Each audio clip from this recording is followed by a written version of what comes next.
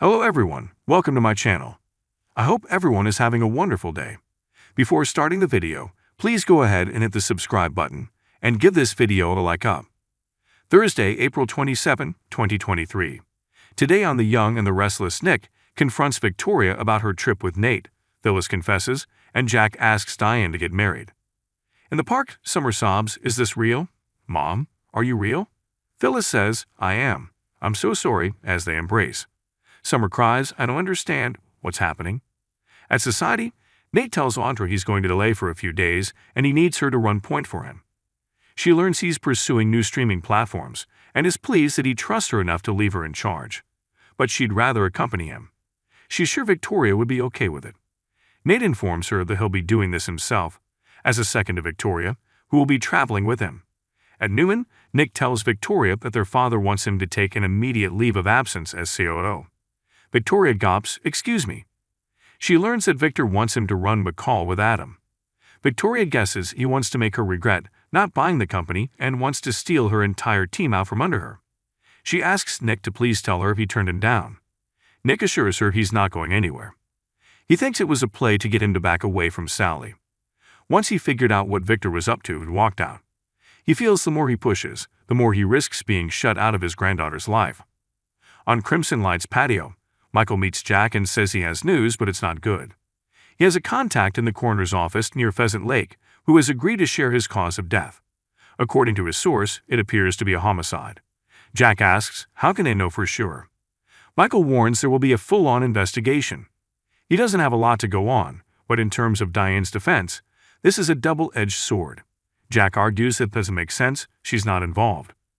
At least we know this guy can't testify against her in court, he concludes. Michael sighs, true. However, he also can't exonerate her. Jack thinks Stark's death proves that Diane didn't kill Phyllis. Michael doesn't see how it rules her out as a suspect in Phyllis' death. Jack intones, Phyllis is poisoned. Days later, Stark is dead. Is that just a coincidence? One person could have killed both of them. Michael reminds him there's no evidence of that. Jack argues Stark hangs out with dangerous people. Maybe his past caught up with him and Phyllis. In the park, Phyllis tells Summer she realizes this is a shock. She explains she had a waitress call her. Summer wants to call Daniel, but Phyllis stops her. She is the only one who can know she's alive. It's not that Daniel isn't trustworthy, but he might want to tell people about her secret. You're the only one who can know I'm alive. You're the only one who can know what happened and what I need to do because of it from this moment forward. Summer doesn't understand. You can come home now, she says. Whatever she did doesn't matter to her, and it won't matter to anyone who loves her. The only thing that matters, Mom, is that you're alive. She pulls her into an embrace, and you're going to come home with me. Phyllis tells Summer she can't come home. She made mistakes, did some stupid things, and trusted the wrong man. He manipulated me, you know. He played on my deepest, darkest fears. He convinced me to marry him, and we had this plan to take Diane down and put her in prison for the rest of her life. Summer shakes her head, Mom, what have you done? Phyllis was out of her mind and not thinking. When she came to her senses and told him she wouldn't go along with the plan anymore, he threatened her. He was going to kill me. At Society, Audra assures Nate that she will keep the ship afloat while he's gone. She wonders if Elena will be able to go. Nate wouldn't want to seem unprofessional by asking if his girlfriend can tag along. Audra points out he was going to take her the last time. Nate says it's a good thing she couldn't make it. It was all work. On Crimson Light's patio, Jack continues theorizing about one of Stark's associates being the killer. Michael asks why they'd target Phyllis. Jack says she was his new wife. Maybe she's just collateral damage. Michael reminds him there's a mountain of evidence pointing to a premeditated crime perpetrated by Diane. Jack fumes, Diane didn't do this. I have to defend her. Michael reminds him they both want justice for Phyllis and Diane. But right now, Diane is still the only suspect in Phyllis' murder that is still alive to talk about it. Nate finds Elena in Crimson Lights and tells her he's heading to LA for work. When it's back, he'd love to take a week-long vacation with her. Elena asks, so you're going away on business? Nate says there are some streamers they'd like to acquire. Elena asks, who is we? Are you going alone or are you going with someone else? At Newman, Victoria tells Nick that when it comes to the baby, it's not his fight. Sally and Adam are the parents. Nick thanks her for the reminder. Victoria tells him she's going on a business trip, and Nick asks, you going alone? She says no and changes the subject. Nick fumes, "Don't tell me." Victoria snaps, "Leave it alone." This makes Nick 10 times more concerned. Victoria tells him Nate is accompanying her since they're acquiring streaming platforms. Nick says it's a terrible idea. Victoria isn't interested in his opinion. In the park, Summer asks Phyllis why she didn't come to her. Phyllis says Jack wouldn't have lifted a finger for her, and she thought Summer and Daniel hated her. She thought everyone hated her, and that prompted her to do something really stupid and idiotic. Summer cries that she and Daniel never hated her. They love her, and they've been wrecks since that night. Phyllis knows. She breaks down as she says she watched them and saw how much pain she was in. She wanted her to know that she's okay. She couldn't go through with it. Phyllis can understand if they hate her. Summer says they're on her side no matter what. Phyllis doesn't think she'll feel that way when she finds out what she did. "I don't think you're going to be on my side." Summer asks, "How guilty are you?" Phyllis says what she did isn't important. What's important is that Stark manipulated the whole situation to make it look like it was her. Summer marvels that the poisoning and the ambulance crash wasn't real. That means Diane is innocent. Phyllis says there's nothing innocent about Diane. She lies and draws wedges between people, me and Jack, Jack and Ashley, you and Kyle. Summer knows. Phyllis complains that she let her son believe she was dead for years and years, and he's still dealing with the aftermath of that. Summer looks startled. "You just did that same thing. Mom, you faked your own death. You abandoned your children." Phyllis argues her children are adults, and she came back. She couldn't go through with it. She would never do that to a young child who doesn't understand. Summer can't believe she would let them all suffer like this. "The people who love you believe you're dead. You're coming home with me. You're going to make things right with everyone in Genoa City." Phyllis can't do that and tells Summer she doesn't know the whole story. Summer says Stark is dead. Phyllis scoffs, "They found him." "Oh, I thought I'd have more time." She explains Jeremy Stark is the reason I can't return to Genoa City, because I am the reason he's dead. At Crimson Lights, Nate lies to Elena that he'll be alone in California.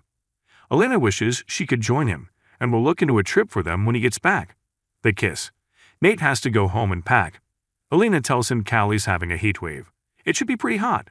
Jack visits Diane at the jail, and she asks why he's there. She told him she didn't want to see him. Jack loves her and believes the news he has might actually get her out of there. Diane doesn't want him there. She doesn't care what he discovered. Michael can tell her. Her life is over, and he needs to accept it so they can move on. Jack implores her not to give up. Diane doesn't want to subject her family to the pain. They did fine without her before, and that's the way it has to be again. In the park, Summer asks, "You didn't kill Jeremy Stark." Phyllis sighs, "I'm afraid I did." She couldn't go through with the plan because she and Daniel were in so much pain. He wouldn't let her go back and told her that killing her was a victimless crime. He put his hands on me and he said that I was his now, and the whole thing would cost me. She tried to escape and he stopped her. Phyllis describes him pushing her away, picking up scissors and coming toward her. "He was going to slice my throat." Summer, "I couldn't let that happen. I couldn't let that happen. He was strong, but I was desperate." She put her nails in his face and she took those scissors. Crying, Phyllis says, "It went black. I don't even remember it went black. And I looked down and he was in a pool of blood. I killed him. To protect myself." Summer takes deep breaths and asks, "What'd you do then?" Phyllis cleaned up the room, wrapped him in the shower curtain, and made it look like one of his criminal buddies from prison did it. She sobs, "I sealed my fate. I can never go home. I have to come up with a plan to fix this." Summer insists they can go to the police and make them understand what happened. Phyllis tells her, "Stop it. That's not going to happen. You must never, ever tell a soul about this." At Newman, Nick fumes that it's a mistake, Victoria taking Nate on this trip. Victoria hollers that they're colleagues, that's it. Nick scoffs, "Come on, Vic." He points out that when she mixes business and pleasure, she tends to throw judgment out the window. Victoria snaps that Nate is nothing like Ashland and calls him a hypocrite. Nick wonders how long it will be before people notice she's having a fling with her subordinate. Victoria retorts, "I don't know. How long was it before people realized you and Sally were together?" Nick thinks there are differences between their situations and suggests Victoria is playing with fire. He's got a girlfriend. He asks what she's doing. Is she pursuing a relationship with this guy? Victoria asks him to respect her privacy. Nick cares about her. Victoria cares about him too. Nick can't shake the feeling she's about to blow up everything she's worked for. Victoria doesn't see it that way and asks, "Are we finished?" Nick really hopes she doesn't end up regretting this trip. Victoria rolls her eyes as he leaves. At Crimson Lights, Elena takes a call from Audra, who asks, "Where are you?" Elena says she has to go home and help Nate pack for his trip to Los Angeles. She shares that things are getting better between them and asks Audra to get coffee tomorrow, so she can catch her up on it. Audra grins, "I can't wait." At the jail, Jack implores Diane to let him help her. "He won't stay away, not now and not ever. I need you." Diane cries, Jack blurts, "Marry me. I'm serious. Let's seal the deal." He wants to be her husband through every moment of this ordeal, but she needs to trust him. "Marry me." In the park, Phyllis warns Summer that if she tells anyone she's alive, Diane will get off, and I will pay and pay and pay. The authorities will hunt her down and she'll spend the rest of her life in prison or looking over her shoulder. Summer doesn't want to lie to the people she loves, but she doesn't have the strength to lose her again. Phyllis is sorry for putting her in this position. It's not fair. Summer sobs that she's scared she'll never see her again. Phyllis assures her that will never happen. "Listen to me. It all boils down to this, okay? You either save your mother-in-law or you save me. Because if I reveal myself, Diane will be exonerated and my life will be over. Or you give me time to come up with a plan that works. I just need time." Summer reels.